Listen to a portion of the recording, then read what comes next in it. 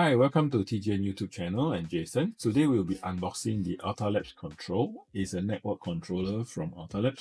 It's basically to have your own on-prem controller instead of using their cloud controller. Right. So basically it looks like this. This is the external box, and let's open up and see what's inside. Okay.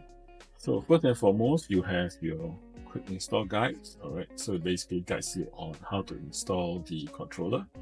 Right, you have the screws, okay, and you have the actual unit. Let's talk about the size later. Right, this is the wall mount for the unit itself. Okay, let's remove this from the protective. Okay, so this is the actual unit. You can see that the form factor is about the same as their 8-port PoE switch, right? Except this one has only one single 1G connection. It can accept a PoE plus power to power up the unit and at the same time be connected to your network. All right. There's no light here, but the light will be reflected here.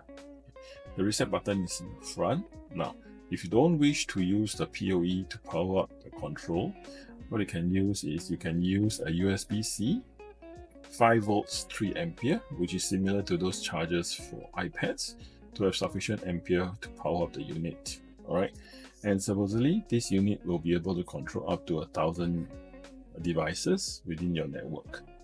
So if you choose not to use the free network controller from Alta on their cloud system, you can have it on-prem, okay, and you can have it with your control. Right, so this is the latest control from Alta. Yes, thank you very much.